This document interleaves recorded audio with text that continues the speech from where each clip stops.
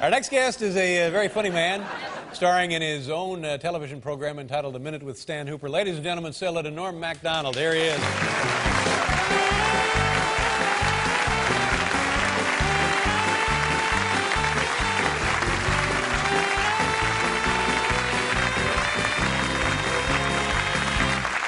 Good to have you back. That's good to have you. Congratulations, Thank you very much. We haven't Must seen be very excited. Well, it is exciting. You know the feeling. You have a son. I have a son.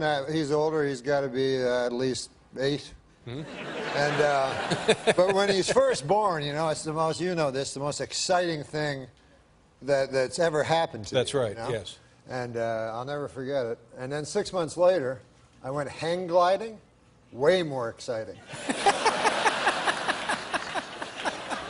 Wow. All right. Well, I'll give that a try. Hang gliding, you say? Yeah. All right. Sure. Puts Might that as well. whole having a baby thing right in the dust. Okay. Now, what's new in your life? Tell us about things that have been going on for you. What have you been up to? Not much. I've been. It's a madhouse back there, man, with the animals and Stan Can's back there and the weightlifters. Stan Can is back there? He's there with the animals.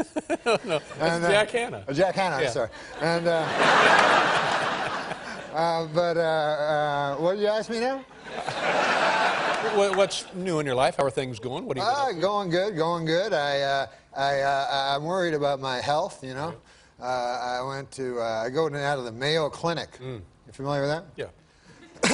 Up in Rochester. I was going to a regular doctor for a while, but these guys suck. They always want to make you feel better, you know, no matter what. You know what I'm saying? Yeah, I guess. They'll take your blood pressure, and then they go, what have I got there? They go, 180 over 90. You go, what's that mean? They go, I don't know. And then, you know, they hit your knee with a hammer. Yeah. You think that, you know, like from the cartoons, you know? Yeah. And so then they hit your knee with a hammer. You go, your knee goes up, and they go, excellent. It's exactly how your knee should respond when struck by a hammer. So you're saying you didn't feel like you're getting a thorough examination? No, and I wanted thorough, so I thought I'd go to the Mayo Clinic, and I'll get examined by everybody, you know, everybody. I sound like Ed McMahon now. Everybody! So I go there, and I go to all the doctors, you know. I go to the throat doctor, I go to the ear doctor, I go to the nose doctor, I go to the stomach doctor, I go to the ass doctor, you know. The ass doctor. The ass doctor? I'll tell you something, man. That's the most important doctor. I don't know. At first, I was a little suspicious because I know that in medical school there comes a time when you have to pick your specialty. All right, stop it. Stop it. But anyways, the ass doctor is very important, quite seriously. Yeah. Oh, no, because a lot of, and you know, you're very nervous about that examination, yes, you know, because you know you don't want it to be painful and you know want it to be enjoyable, you know. But that's true. But anyway, so I went to every guy, you know, and every doctor, and I do a thing. I have a little trick with the doctors. I tell them symptoms I don't have, so I get a thorough examination. That's right. So I go to the throat doctor, I go, my throat hurts all the time, a constant pain in my throat. The guy's like, good Lord. So he gives me a real thorough, and then the stomach doctor, you know, and then he checks out my stuff. So real thorough, you know. I don't want to talk about the ass doctor, but I go through all the doctors, you know, and I'm wheezing and coughing, and so then I get the thorough examination. Right. And how did it turn out? Clean bill of health. Oh, congratulations. Absolutely. That must be a huge peace of mind for you. Yeah. Yeah. That's what it gives you. It gives you peace of mind, you know, for a while. Because doctors really, you know, they can't, that's all they can do is give you not bad news. You know, they can only tell you you have nothing. They never give you good. It's never like the doctor will come out and go, good news, the blood test came back, you're immortal. Yeah, that's not going to happen. Yeah, they just tell you, oh, you got nothing yet. Yeah. Keep coming back, and I'll give you this piece of news that'll shatter your life.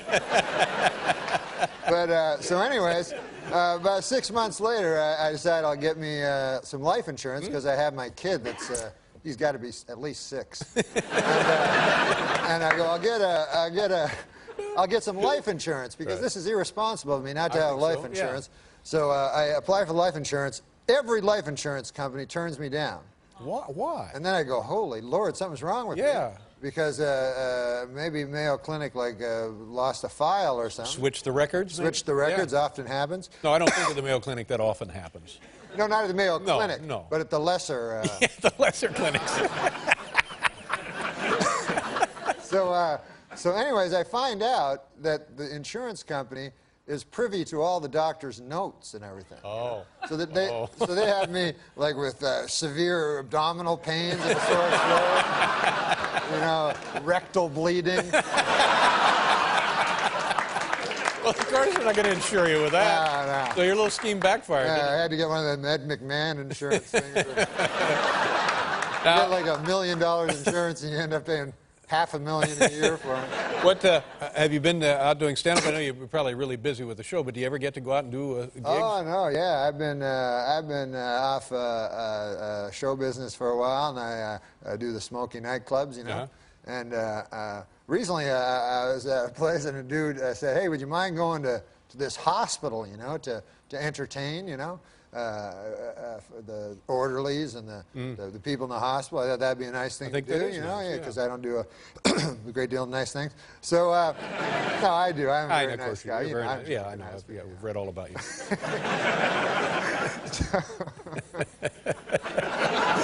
So I go to the hospital, you know, and I'm driving to the hospital. The guy's driving me. I don't know how to drive, and I'm all happy. I'm sorry. Wait a minute. You say you don't know how to drive? I don't know yet, but I will. I'll learn.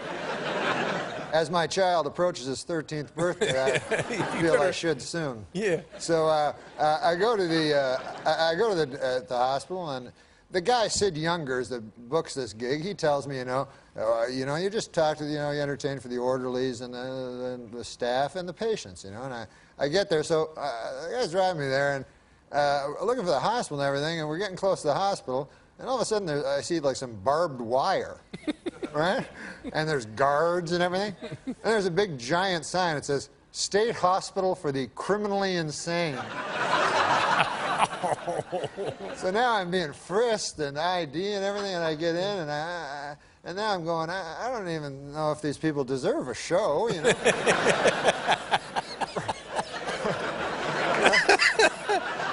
Well, if you can brighten anyone's day, I think it's a nice thing. Yeah, but I don't want to brighten the day of somebody who slaughtered their family last week. Yeah. So I get in there, you know, and I'm like, all right, well, I guess I'll do it. I'm committed to doing it. I go, well, where do I perform? Like a cafeteria or something?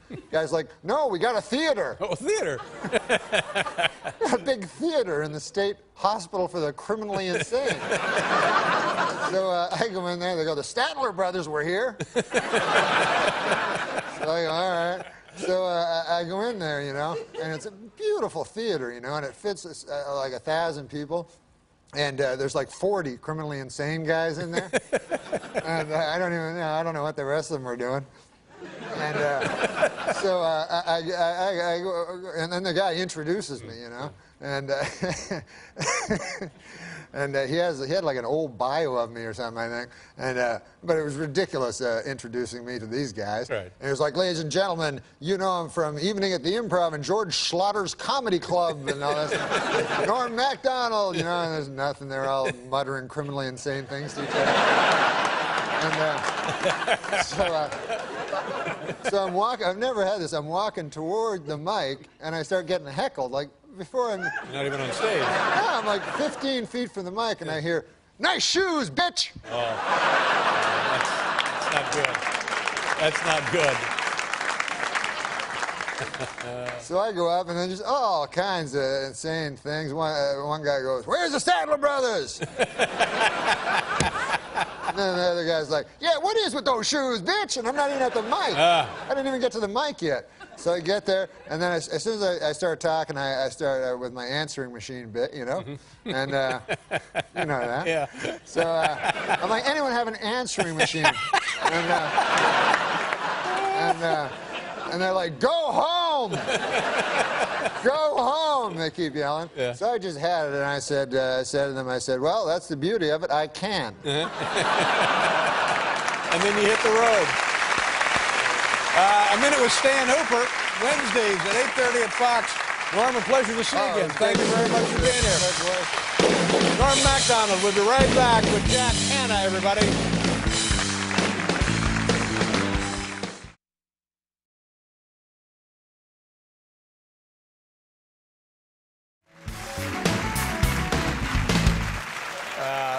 Our next guest is a very funny man who has a brand new comedy album right here entitled Ridiculous. It's in stores now. Here's the always entertaining Norm Macdonald.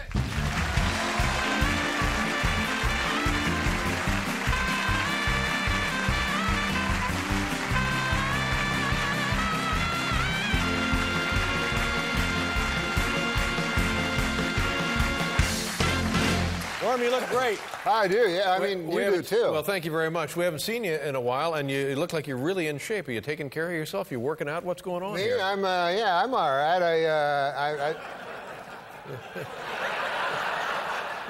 My cholesterol was, I had problems with my cholesterol. Oh, yeah. So I went to my doctor last year, and I got my cholesterol checked, right? And then I came back again this year, and he's like, how are you doing with that cholesterol? Mm-hmm. And I go, I'm not doing anything. And he goes, well, I'm looking at your file here, and last year it showed that your cholesterol is alarmingly high. Oh, my. So I go, well, you didn't tell me that. And he said, yo, I told you that. And I go, no, I would remember that phrase, alarmingly high, you know?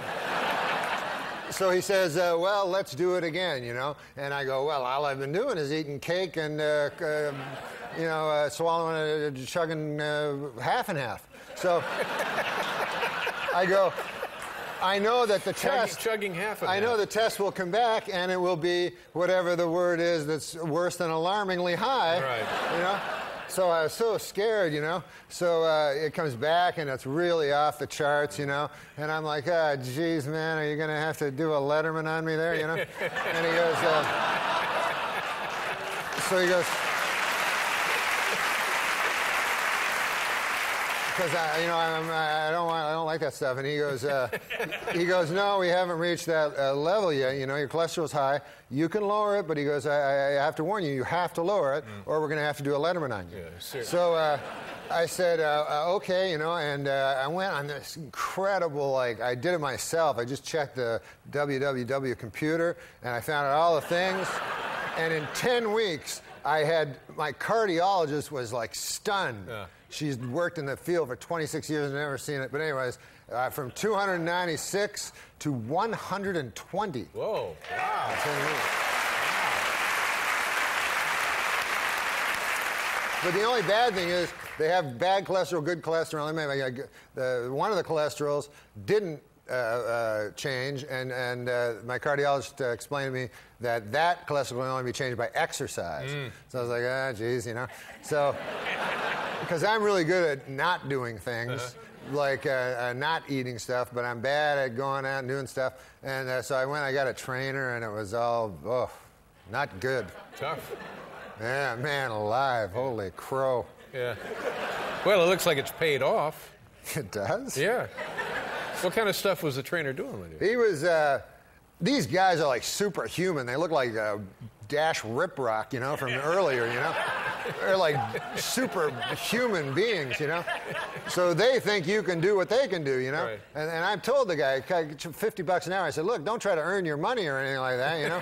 Like, all I want to do is get my cholesterol down. I don't care to have a vein in my arm. Yeah. And, you know, no use for abs. I just want to not die. So, but he's like, I know what you can take. I know what you can handle, you know? And I'm like, all right, you know? So he's got me doing them bench presses, and then he'd do this trick, like he'd go, okay, we're going to do 15, you know? And he'd go, 5 more, 3, 4 more, 3 more, 2 more, 1, and 10 more. And I go, what the God? Why didn't you say 25 in the first place, you know? So anyways, I'm in the gym there, and we're doing the things, and over in the corner, a fracas happens, a little thing. What happened over there? And it turned out, guy had a heart attack. And they took him away. I'm like, what the hell? He's like, yeah, man, I hope they don't have to do a Letterman on that guy, you know? All right, Norm, stay right there. We'll be right back with Norm Macdonald, everybody.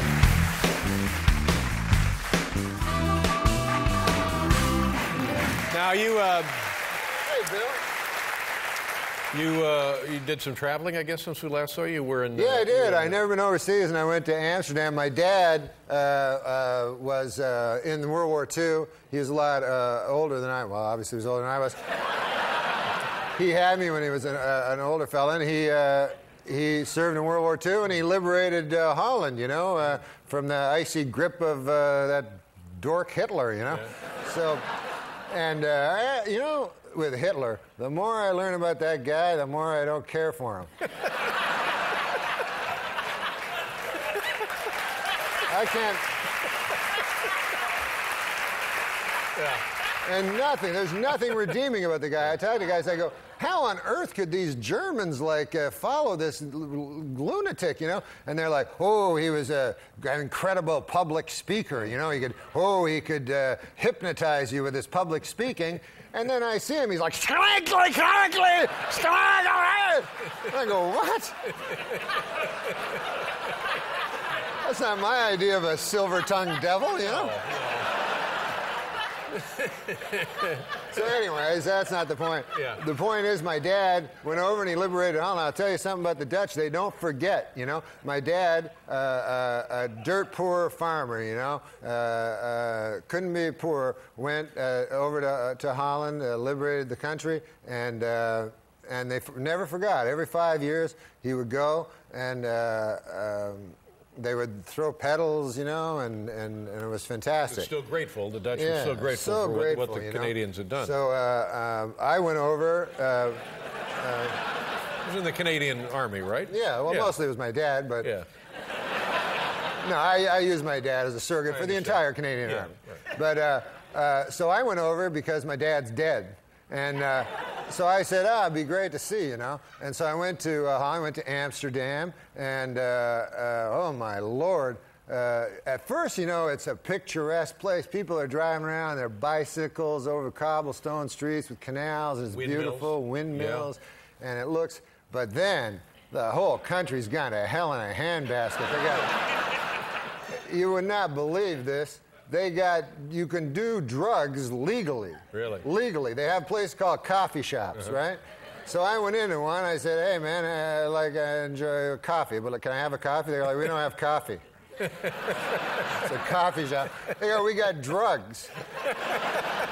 So I'm like, I don't want drugs, that's wrong. What the hell are you talking about, you know? And then prostitutes. They have prostitutes in the window. You walk along, and there's prostitutes in the window that you can go and have illegal sex. It's legal there, and it's all ass over tea kettle wrong, you know? And so then I had a whole different view of the place of just these, you know, crazy people. Just not right. So anyways, one night I was going back to my hotel, and I'm going back to my hotel, and I can't find my hotel because everything's in, you know, they're all foreigners, so it's all different language, hard to find streets and stuff.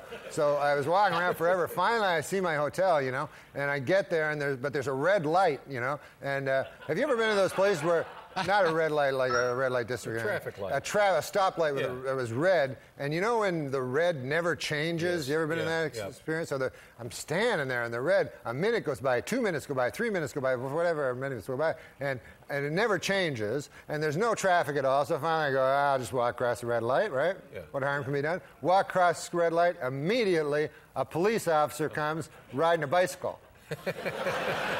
So then this guy, you know, he's like, you know, talking with this foreign thing, and so he writes me a ticket, you know. I go, are you kidding me? Your whole country's a bunch of drug-smoking prostitute people, you know? This doesn't make any sense. Doesn't make any sense.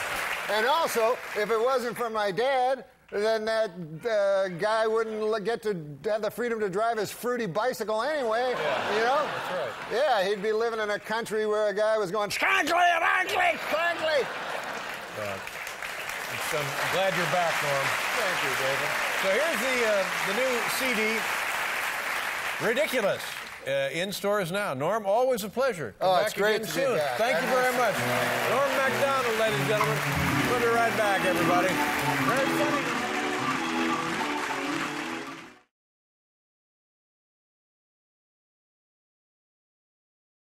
Our next guest, here's a guy. He comes out and he's just funny. That's all this guy is. I love this guy. I mean, charming, sure. Personable, sure.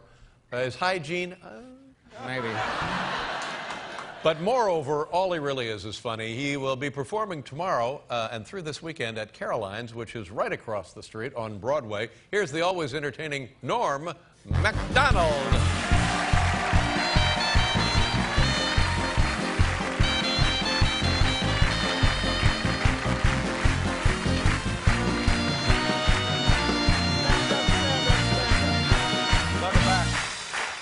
I'm so glad you're back, Norm. We haven't seen you in quite a while. Oh, but I I'm missed you, man. Yeah, glad to see you. How have you been, and what have you been doing? Oh, man, nothing compared to you. Congratulations on young Harry. Oh, thank you very much. Yeah, he's a good boy, that. I Nice understand. Fella. Yeah. You have a son also? I have a son, yeah, a little older. He's, I want to say, he's 10 or 15. Yeah. The point is this. I want to give you a little advice. First of all, they get less cute. Oh, see, yeah. And you got to, when they're young, you got to do certain things. For instance, because you love your child more than anything, Right. obviously. And when I was young, and I had my little boy, Dagwood. Name is Dagwood. I named him after the literary figure Dagwood Bumpstead. Yeah. Yeah. No, his name is Dylan. Dylan, Named sure. after Dylan Thomas, Thomas. because my father read me a Child's Christmas in Wales every Christmas. So when the kid's young, as Dylan was, I used to play basketball with him, Great. and I would always let him win because I figured that was the thing to do as a father. Now he's 16 years old, and he can beat me easily. Oh. Now, he thinks that he's always been able to beat me. I told him, I said, no, I used to let you win. He's like, no. So my advice is beat the hell out of Harry. While I can. While you can. Yeah. Not sure that I can even now. Do you think about the future and taking care of him in the future? You know, because Yes, you got to keep your affairs in order just in case anything happens. That's You know, right. you got to have a will, and now you got to have the living will. Living will. In case you get incapacitated in life, you have to say what your wishes are. You know, and I made out a living will, and I said, whatever you do, don't pull that damn plug, because Really? yeah. Yeah. Because I tell you what happens. As soon as you get there, you're incapacitated. Right. They get your relatives and your friends around. They go, hey, Norm's incapacitated. Any of you guys know? And they're like, hey, oh, yeah. I remember Norm saying he wanted to get killed. And then we don't have to visit him no more, right? Yeah. So I also don't have a plug. I have a series of plugs. Really? Because I don't want one plug That's and then right. one of them janitors come with the wide broom, knock Yeah, out my sure. plug. You know, my Belt brother's... and suspenders. Exactly, Yeah, exactly. yeah. Exactly. I'll tell you something, man. My mom said, hey, you don't want to be a burden. I'm like, good Lord, I hope I, don't want to be a burden. I'm lying there incapacitated. You know, you can't take 10 minutes out of your bridge game to come touch my hand.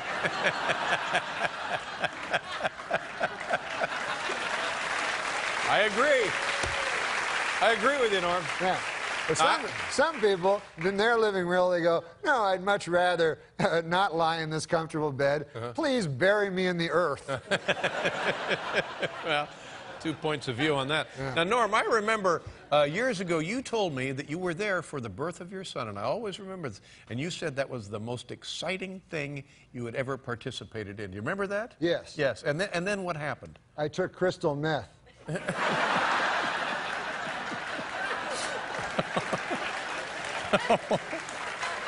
Oh, no. No, you didn't. I didn't know what you were getting No, at. that's right. No, and then you said a couple of weeks later you went skydiving. Oh, is that it? Yeah, that was what it was. Yeah.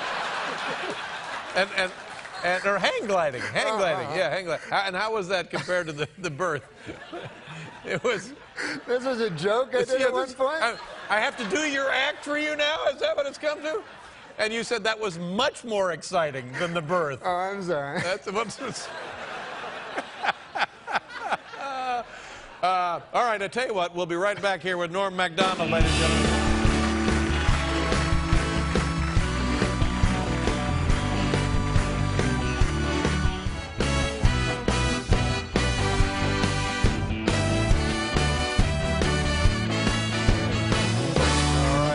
Oh, boy, Norm. How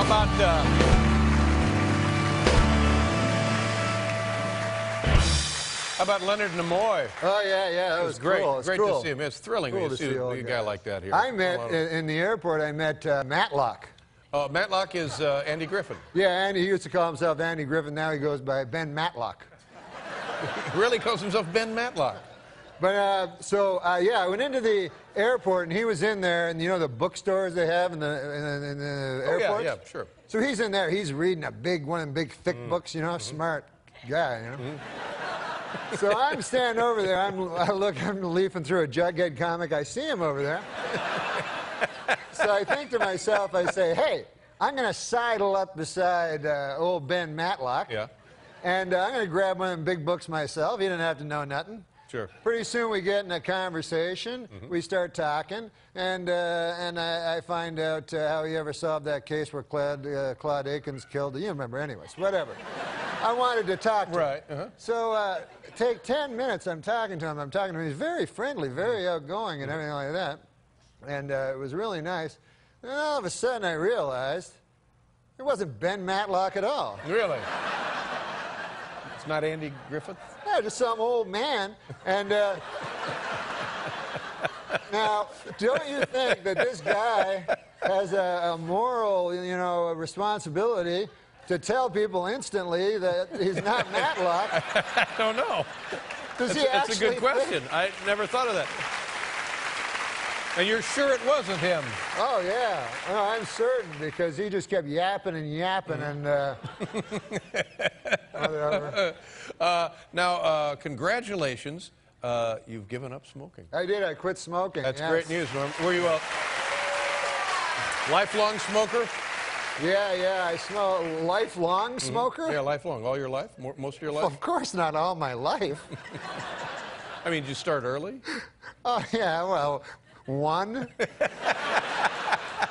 No, I smoked for a long time, and I smoked as much as you could. People would ask me, how many packs a day? I smoked from when I woke up to when I went to sleep, so you could not smoke more than I did. But I quit. I tried different things, but I quit. I finally quit through sheer tyranny of will. Oh, really?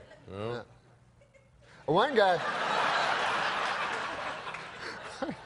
One guy wanted me to try hypnosis. I've heard about that. Yeah. And it worked for him and everything like that, but I didn't want to do that on account of, I'd rather smoke, to tell you the truth, because I don't want to think of myself as that susceptible to, you know what I mean? That you're kind of soft in the... Yeah, like I don't want to go, hey, good news, I quit smoking. Bad news, I no longer have free will. Yeah, I can see. That's a real dilemma. Yeah. Yeah, absolutely. But I saw go ahead. Did you ever work with a hypnotist or anything? No, but I saw a hypnotist when I was a boy, when I was a teenager. Ravine the Impossibilist. The Impossibilist. And you saw him in a theater? Or? Yes, in a big theater. And I don't know if you've ever seen these shows. They bring up guys from the audience, and they talk to them, and then one guy can speak Martian, and then he touched the other guy. Ooh, he can do something else. And then a quarterback. And then another guy's a chicken. So anyways, they go, and everybody runs around. So anyways, I'll never forget, I was sitting there on the aisle with my brother, and the guy that thought he was a chicken came running by me, pecking at things, and, cluck, cluck, cluck, and all this. So he was pecking at things. So it was, grain and his own feces and all sorts of things. So he exits anyways, and then after the show, I'm quite astonished by the whole thing, because I'm only a young lad, and I go out into the parking lot, and I see the guy. There's the guy that was the chicken. So I walk up to the guy, and I go, man, how'd that feel? It must have been amazing. Feel like a chicken, right? How'd that feel? And he goes, oh, it was cool. Really? So then I thought, I don't know. Because imagine if for 15 minutes you thought you were a chicken, right? Then afterwards you'd be like...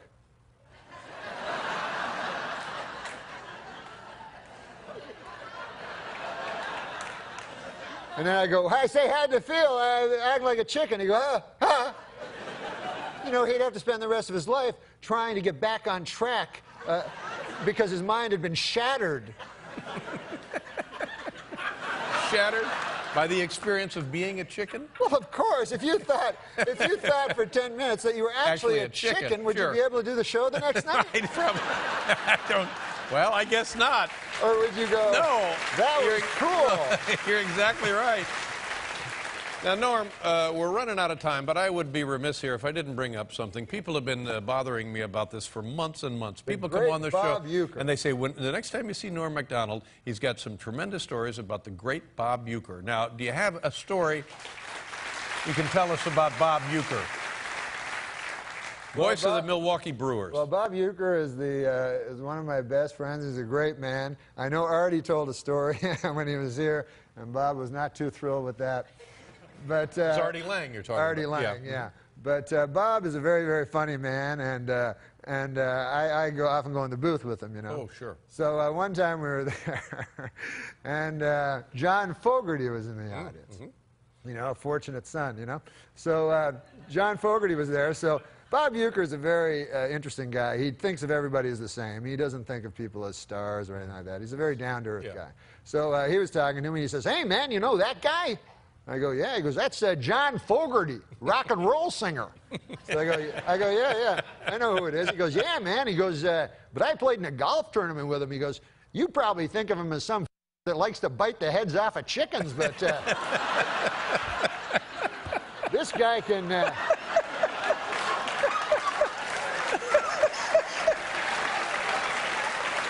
That's exactly how I think of him. This guy can get it out of the sand trap like nobody's business.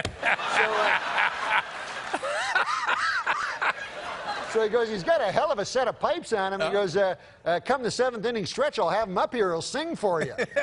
So I said, no, Bob, don't do that. Like, don't have him come up and sing for me, please, you know. He goes, "What's matter, man? Don't you even know who he is?" He got all mad. So I go, "Yes, Bob, I know who he is. He did Creedence Clearwater Revival." Yeah. He goes, "Yeah, he did all that."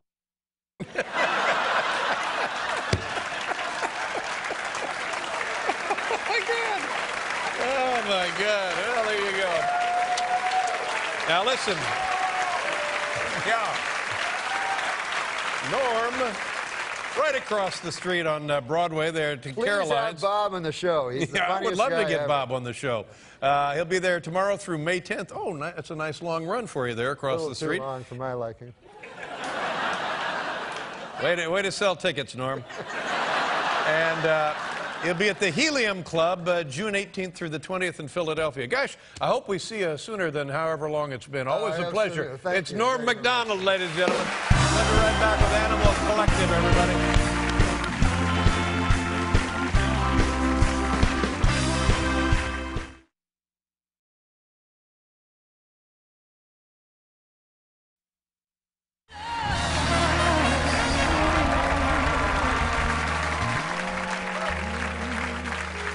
Our first guest is a very funny man and the star of a very funny brand new television program entitled Sports Show with Norm Macdonald, and you can see it April 12th on Comedy Central. Here he is, the always entertaining Norm Macdonald, ladies and gentlemen.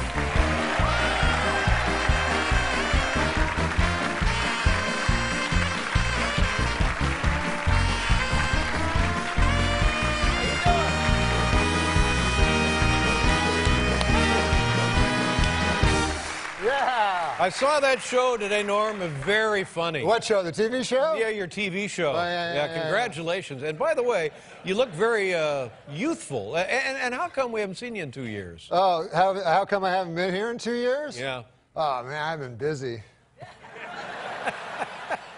I got a kid, you know. I know. How old? Well, you got a kid? Yeah, I do. How old's Harry? He's 7. Yeah, man, they grow up so slow. You know, don't you? It's barely discernible. Isn't it? Yes, how old is your son? He's 18. They get far less cute. Yeah. They're Good not as cute when they're out on the lawn punching you in the chest. Yeah. Well, anyway, it's good to have you here. Oh, it's good to be here, and, man. in addition to the new show, the Norm Macdonald Sports Show, you have like your was it your first stand-up special? Yes, I did a Comedy Central special. Great. One of 40 they did this year on Comedy Central. And but it was fun. But I got a weird time. They showed it at 11:30 and on Saturday, and it turned out that was during this thing called Earth Hour. I think some people know what it is. Yeah. On Earth Hour, you have to turn off your electricity. So. Wow. That's horrible. And as you know, and as I know, and as they apparently know, TVs are powered by electricity. Yeah. So, and furthermore, my key demographic is damn dirty hippies. Yeah. So, oh, man. well, you know, what are you going to do? Took one on the chin there. Yeah, yeah. Now, listen, I'm very surprised and impressed about this, that you've built kind of like a Twitter following. Yeah, so I'm an internet sensation. Whoa. Now, I didn't take you for a guy that would know about that kind of stuff. I know all about that stuff, Really? man. When did you start Twitter? 2 weeks ago. Really? But this is what I did it for the Oscars. The guy told me how to do it, and I was watching the Oscars, and you know how horrible those were. And so it was pretty easy to do just jokes constantly on how horrible everyone was, you know. And you know, and some of the things were nice, like it was nice to see Kirk Douglas, of course, you know, and he had that terrible stroke, which didn't affect his comic timing at all. And but so I twittered, and I ended up twittering 190 tweets. Whoa. And it turns out it's way too much. Really? So people started telling me to stop. Anyways, get this, just earlier this happened, right before we came on the show. I walked out here. I'm in some kind of Twitter feud with Steve Martin. I know that Steve also actively Twitters. Yeah, so this is what happened. Dig this. You know how to tweet? No. You don't know how to tweet? No. Where you been? He writes a tweet. I misunderstand it. I reply. Well, let's hear what he says. What he said? Yeah. Okay. Well, this is what he said. I'm not really that great at it, but he said, has anybody seen my hat? Now, I'm looked everywhere for it. I can't find my hat. Right. So I say, was it a brown fedora with a red hat band?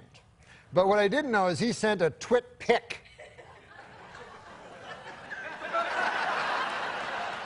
Stop right there. Let me just say, if this is an example of Twitter communication, it's invaluable.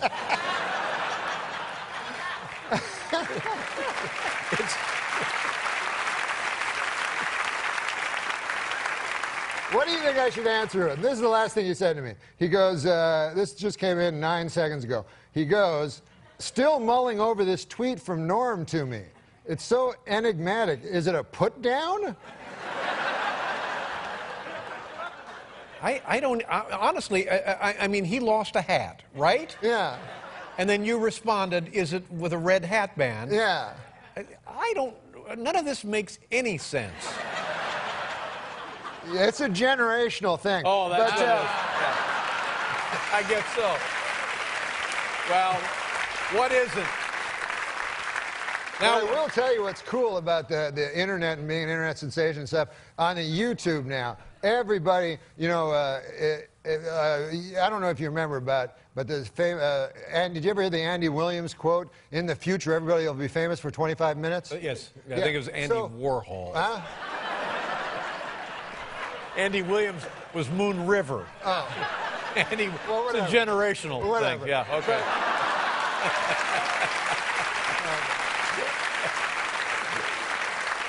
But here's the thing. Like, for instance, have you ever heard of Harrison Schmitt? No. Okay. He walked on the moon. I didn't know that. Right. An astronaut. Right. A guy who walked on the moon. There's very few people that have been in the position to go, hey, where's the moon? There it is. Right. Well, you're right. That's a good point. Right. Now, so 12 people have landed on the moon. Neil Armstrong, Buzz Aldrin. Who else? Right. So this Harrison Schmitt fella must be going, what the hell do I have to do to get famous? Yeah. Right? Meanwhile, the Kardashians, we know Khloe, we know... It's awful. Yeah, Lois. Lois Kardashian. All of them. We'll be right back with Norm Macdonald, everybody.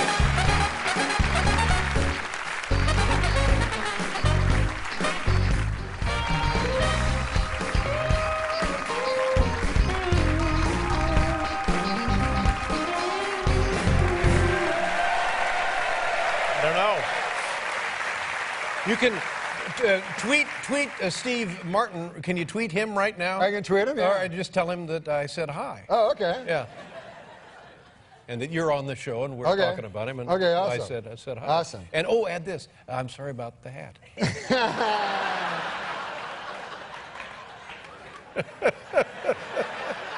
You know what's great also, while I do this, I'll tell you this. The great thing about the blogosphere. Now, the great thing is this, that you have friends, you see what I mean? Yeah. Now, on the computer, I have about 160,000 friends. Whoa. In real life, I have 2. But I actually like my friends on the blogosphere here, because this is the thing. Like they can go like in real life, right? Your friend will go, "Hey, my grandmother died this morning," and then you go, "Oh, good. Do you want to come over to my house and talk about it for 4 hours?" And then on this thing, your friend can go, "Hey, my grandmother died today," and then you go, "Unfollow." Now, Norm, do I remember that you were... I'm talking to Steve Martin! Okay, I'm sorry. I mean, if you just get that over to him by Labor Day, that'd be... do you still gamble? Somebody told me that you... Did we know that? Yeah, I used to gamble. You don't gamble anymore? No, I gamble anymore. Was man. it a problem? Did it get to be a problem? Yeah, it got to be a problem, man. And then I tried to do it smart. Every time I tried to do it smart, a bad thing would happen, Like you know? What do you mean? Well, one time I was trying to handicap baseball, you know, which you can actually beat baseball if you handicap it properly. So I was trying to handicap, and I figured it out for like 3 hours, and I went down to the book in Mirage, the sports book, went up to the fella, you know, and there was a guy beside me, a big fat guy, you know, and he was dressed like real rich, you know, and he opened a big attaché case filled with $10,000 chips, pulls out like $750,000, and he's going to bet on this boxer, you know, a fighter, you know? Yeah. And it was a 4-to-1 underdog. So I said, I'm not going to bet my baseball bet. I'll just bet on this 4-to-1 underdog, you know? He must know something. Yeah, because this guy must know something. He's probably in the mafia. So, so I go and watch the boxing match, Dave, and my guy that I bet on, gets knocked out in 25 seconds. Oh, no. Whoa. Yeah. So I go back to the book. I go, what, that guy from the mafia? What? He goes, that guy's not from the mafia. He goes, that's old long shot Louis. He goes, he's a rich guy. He loves long shots.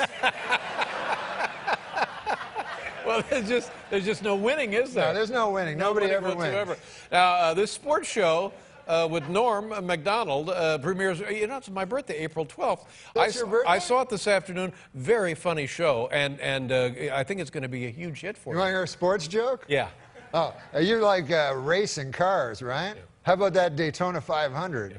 How about that kid that won? Right. How old was he? Like 20? Yeah. He raced all around. You know why he went so fast, apparently? He was texting the whole time. It's generational.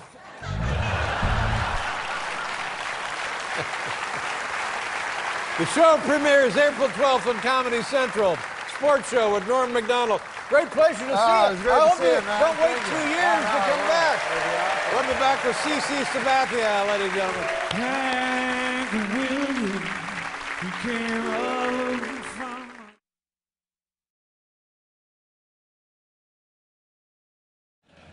Our first guest is one of the, this guy is actually funny. There's no two ways about it. Any way you look at it, up, down, left, right, he's funny. Wake him up in the middle of the night, he's funny. Drive cross country with him, he's funny. Fight him, sparring session, he's funny. Have him come visit you in the hospital, he's nothing but funny. He'll be at Greenwood Village, Colorado on April 24th and 25th. Ladies and gentlemen, it's Norm Macdonald. Come on, Norm.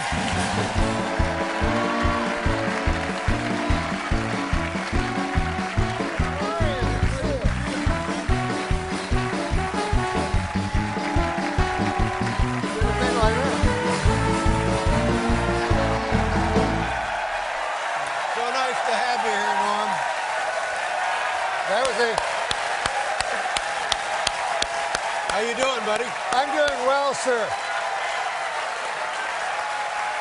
Place goes crazy.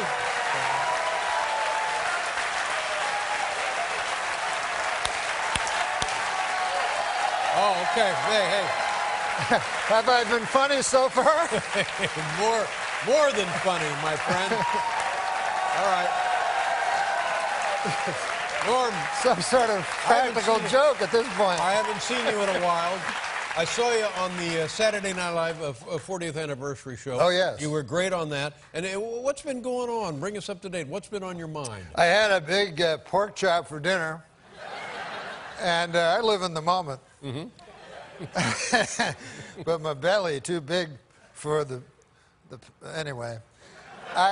Two things struck me while I was eating dinner, Dave. One, you eat dinner at a restaurant different than you eat dinner at your home. Like, at your home, you would never say, man, I'm going to make myself a pork chop, cook it up till it's hot on one side, then turn it over, hot on the other side, and then cut into it a little bit, see how it's going in the middle.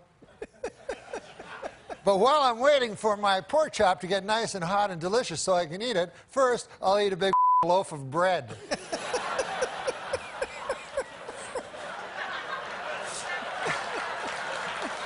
So that's at home. Yeah, that's at home. Get 20 or 30 pats of butter. The other thing I noticed is dessert. Now, in the old days, dessert, the waiter would come to your table and go, what do you want for dessert, an apple pie or a cherry pie? Oh, yeah. You go, I'll have a cherry pie. Sure. Or an apple pie, it don't matter. No reason to divide the audience this early. No, that's right. You don't want to do that, no. But you would order your pie, and you'd eat it, and everything would be fine on earth. Yeah. Nowadays, it's all different. Guy comes, he's got a big tray. Oh, yeah. He had a canted angle, every confection known to man. Sure. Suddenly, his tone changes. It's not like the pork chop anymore. Mm-hmm. Some kind of sexual undertones going on. He's like, you like this? You're like, I don't know. What is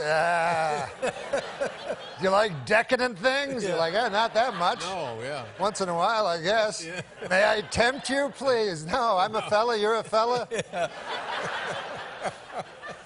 It's embarrassing a little. A little bit. Now, Norm, I don't know your age, none of my business, but let me just ask you this. Are you at that age when you start to notice your age is bringing different things to the party? Oh, yeah, I don't remember nothing no more. I used to remember everything, man. Mm-hmm. Remember all the presidents, Having trouble with the... all the prime ministers, Well, from Sir John A. Macdonald right up through Stephen Harper. Canadian prime ministers, sure. But now I can't remember. And, you know, as an actor, it's hard, I've heard. But I had a TV show once, Norm. Uh-huh. I played Norm.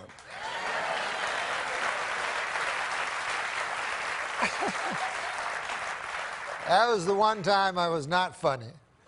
No, No, it was a fine show. But we had a great actor on it, and his name was Jack Warden. You remember Jack Warden? Of course I remember Jack My Warden. God. Yeah, great actor. You remember?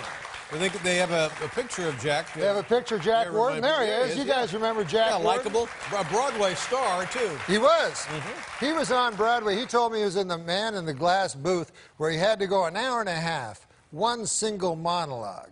Now, I have him on my show, the Norm Show. I played Norm. Mm-hmm. And his memory's gone, and he didn't like it, you know, and it frustrated him. And I remember I was in the scene with him, so I had to remember all my lines just in case he got his right. So it was really hard on me as well. Oh, yeah, it could take a toll on you, Yeah, sure. so I remember the first line he had, we're watching a hockey game. He's a tough old guy, playing a tough old guy. And he was like, his line was supposed to be, I tell you, Normie, hockey's no good anymore, not since they put in their helmets. That was the line, right? Mm-hmm. So he looks over at me and just blank eyes. So I know he don't got nothing. But he's trying to use his acting skills, you know? So he looks at me and goes, Normie, Normie, Normie. And you could see what he remembered through what he said. Like, because he said it at this exact moment. He'd go like, Normie, Normie, Normie. Hockey, Normie.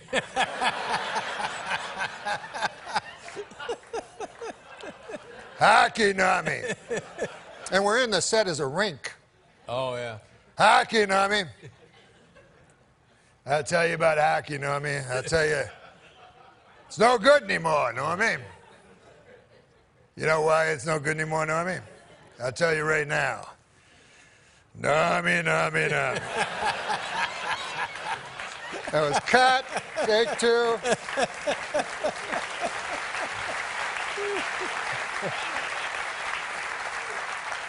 I really appreciate you coming on here tonight. I don't know if you've heard, but I'm not going to be around much longer. Yes, I know, and I understand there's only 12 shows left, and this may be my last appearance. Well, I hope not, but. So I was going to ask for a souvenir. You know, you're the first person to bring this up, and I'm touched. And I want to say to you, Norm, as a friend and as somebody I have admired your entire career, whatever you want is yours. Except, Todd, you're not giving up the sweatshirt, are you? Anything you want.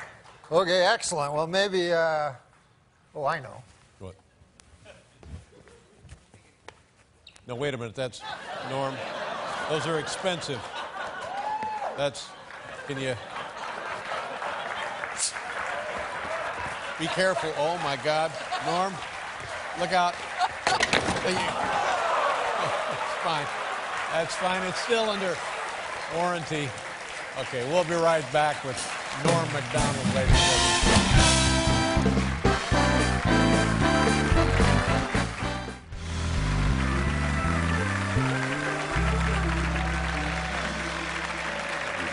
Yes. Have you... I know as a comedian, one of the places everybody wants to work because it's all right there for Oh, my God, I'm winded from that joke. Yeah, that's the very best kind. I will say, in all sincerity, I know you don't like to hear these things. Emotions, you're like Nixon. And I'm like Nixon. But I will say, your hero was Johnny Carson. Yeah. Well, you are my Johnny Carson. Oh, stop it. Please. Norm, please, let's get all now, these up. Now, but what complicates things a little, Dave, is Johnny Carson was also my Johnny Carson. Good. So I have two Johnny Carsons. Here, let me just say something about you. One of the many things that I love about you was your love of George Miller, who was a great friend of mine. Oh, my God, I love George Miller. Yeah. Can I do a George Miller joke? Yeah, do a George Miller joke. This is a George Miller joke. He goes, I was watching Wild Kingdom with my mother. Yeah. It said at the end, directed by Wolfgang Bauer. Produced by Wolfgang Bauer. My mother said, do you suppose that's the same?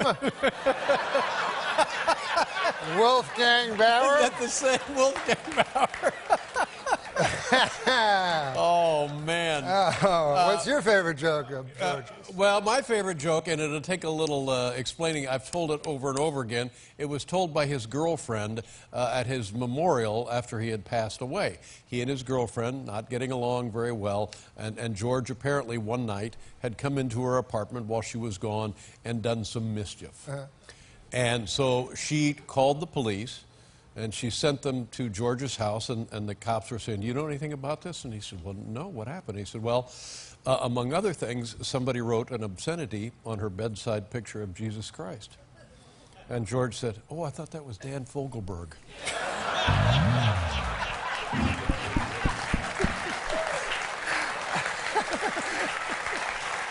It's strong, huh? Sure. There's a passing resemblance, no question. Yeah. So anyway, when you're in Las Vegas. Las Vegas, the oddest slogan I've ever heard. What happens in Vegas stays in Vegas, they say. Of course, it's not true. You can't kill a person and leave. They'll follow you across state lines and bring you back, and you'll face a jury of your peers. So I said, what does that mean? What does it mean? Like, what are they getting at, you know? I started ruminating about it. I whittled. I started whittling. Oh, you whittle? Yeah, when I ruminate, I whittle. Whittle and ruminate. I whittle. Hand in hand. And I said, what does that actually mean? What happens in Vegas stays in Vegas. And it came to me in a sudden. What it means is you can have sex with a prostitute in Las Vegas, and she will not tell your wife. They're very discreet in Vegas. They're not like these gossipy small town whores. You know,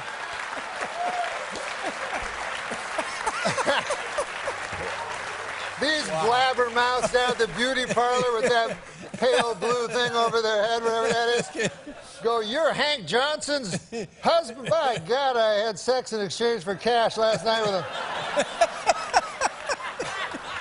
Small world. Yeah, in exchange for cash. Now, Norm, it's baseball beginning, and Bob Uecker. The great Bob Uecker. Great catcher, a radio announcer now forever for the Milwaukee Brewers. Funniest man in the world. Very, very funny guy. And is a dirty, and he talks dirty. Is that a fact? Swears all the time. But you guys are pals? Yeah, I love him. I love him. That's great. What do you... First met him at Arizona at a spring training game, and I had just gotten a show, the Norm Show. I played Norm. Everyone's talking about it. So Bob Uecker said, "Hey man, what are you doing now?" So I go, "Oh, I got a show in and Bob Uecker had already was on a successful stand-up show called Mr. Belvedere, which starred Christopher Hewitt, who studied at the Oxford Academy, as Mr. Belvedere, the butler to Bob Uecker's character. So I said, I'm doing a show, the Norm Show. I play Norm. And he said to me, he goes, "Hey man, you know Belvedere?" So I go, "No, I don't know Belvedere." And he goes, "Oh man, great guy. He big fat guy, but still nice." And he goes, "I'll tell you something about Belvedere you might not know." I go, "What's that?" He goes, "He loves fried mozzarella." I go, "Oh, how do you know that?" He goes, "Well, in the back of these TV shows, they have little things where you can get food, and they had a little stove, you know, with a skillet. And man, I'd put mozzarella on there, and I'd feed it to him. And then one time I got called into a big meeting, and all these muckety-mucks were sitting around. They said, "You got to stop feeding Belvedere." And I said, "Man, he likes it." Wow. Now, what is the... But I will tell you, one time I was with him, he did not swear. The only time that he did not, compulsively swear. And we were playing golf at Troon in Arizona, and it was kind of a wistful moment. We got to the ninth hole, and he looked out, and there were about 4 guys and 2 women. They were looked like real estate people, And he looked out, and he goes, "Oh man," he goes, "the desert is one of the most beautiful places in the world, Norm. Man, you look out there at night, and it's just so kaleidoscopic, man. You can't help but believe in God. It breaks my heart when I see these people putting up condos and just condo after condo over the most beautiful thing in nature." And then he looked at me, and he realized, I think, that he hadn't said something dirty in a while. So he said, "Or maybe it's a..." What?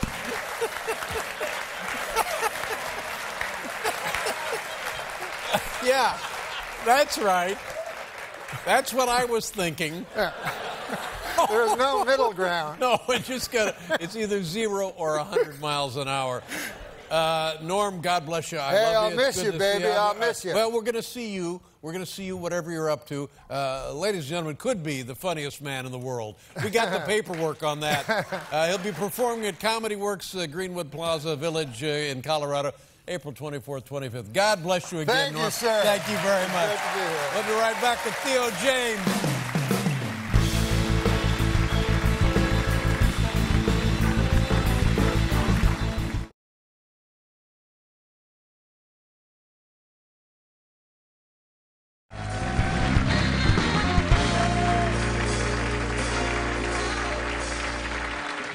Ladies and gentlemen, this is something exciting. Our next guest made his stand-up debut. I did not remember that. This man began his television stand-up debut with us 25 years ago. Didn't know that. I didn't know that.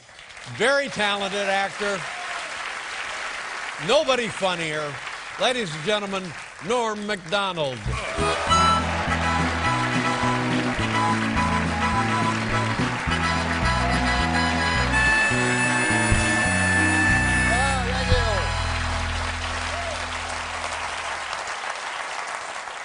thanks, guys. Listen, I don't want to brag or anything, but me and Oprah are making the same money tonight. But the show has loosened up considerably. I noticed I was watching Oprah and Dave talking about weed and booze. And I don't do either of those. The hardest drug I ever did, LSD.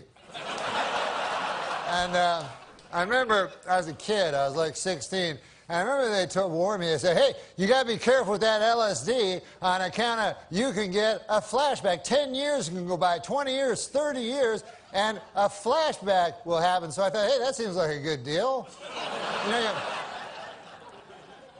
you tell me I buy a drug for $5, I eat it, I get high, and then 20 years later I get high again?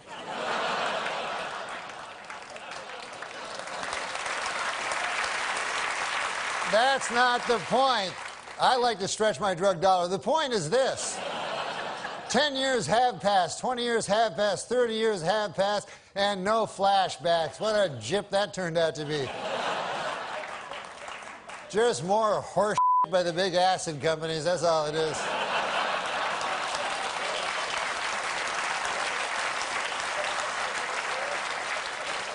But I can't believe it's been a quarter century since I made my television debut. It was all different back then. You know, it was back then, I remember if you wanted to take a picture, you would use a camera, not a telephone. As a matter of fact, if you used a telephone, people would look at you odd. You know, like, just stay still like that. What about in the old days when they took pictures of you way back, you know, where they pulled that thing and exploded and stuff? I got a picture of my great-grandfather. The thing took 6 hours to take your picture, and there's a picture of my great-grandfather, one. They only had, every guy had one picture back then. And it's just him like...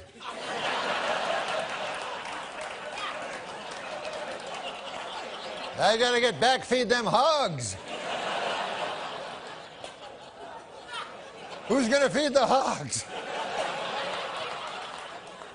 Somebody gotta feed them hogs. Now, in the future, of course, it'll be different. 50 years from now, people will be going like, hey, you want to see 100,000 pictures of my great-grandfather?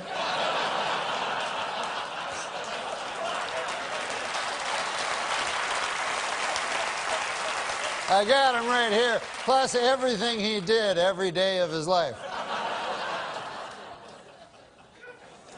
Hey, this occurred to me today. ID, which I had to show it again. There's a strange abbreviation when you think about it. I is short for I.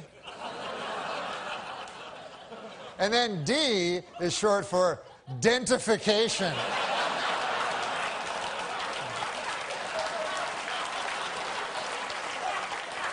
They could have split that one up a little better, you know? But I watch the TV, I watch the news, make you afraid, the news, you know? Put all these stories on, Iraq, Iran, North Korea, you know, try to scare you, you know? But does it ever really scare you? Like, you ever wake up in the middle of the night, North Korea! That little tiny country across the ocean. I wonder if they'll get me.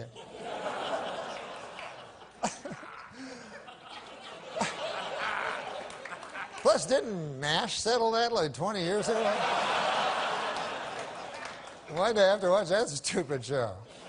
There is one country that worries me, though. Not Iraq, not Iran, not North Korea. The only country that really worries me is the country of Germany. I don't know if you guys are history buffs or not, but...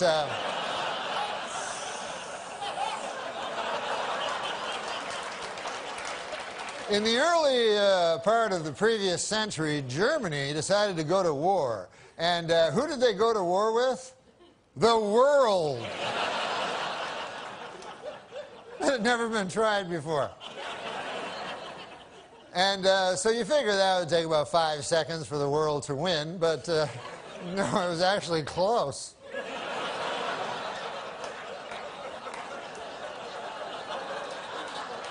Then about 30 years pass, and Germany decides again to go to war, and again it chooses as its enemy the world. And this time they have that guy, Schrankly, Crankly, that guy, and I'm not even going to dignify him by saying his name, but I think you know what I'm talking about.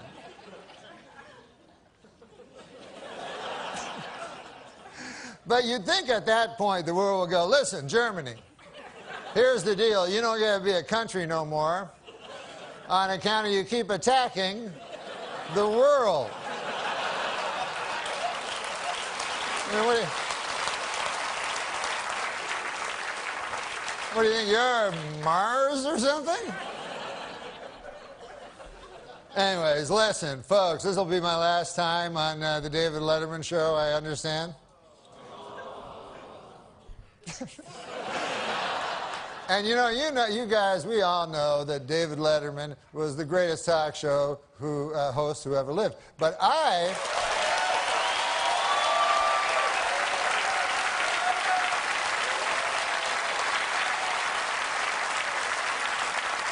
remember Dave differently because the first time I saw him, I was 13 years old. I was living in...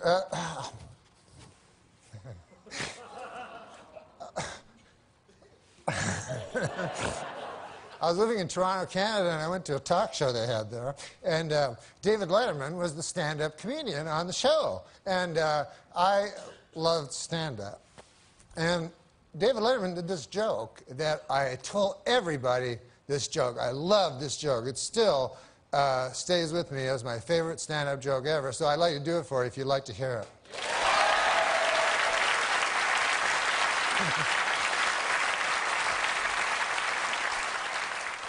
He goes, I was on the street the other day, and I saw a garbage truck, and on the back of the garbage truck, there was a small sign that said, "Please do not follow too closely. Another of life's simple pleasures ruined by a meddling bureaucracy," ladies and gentlemen.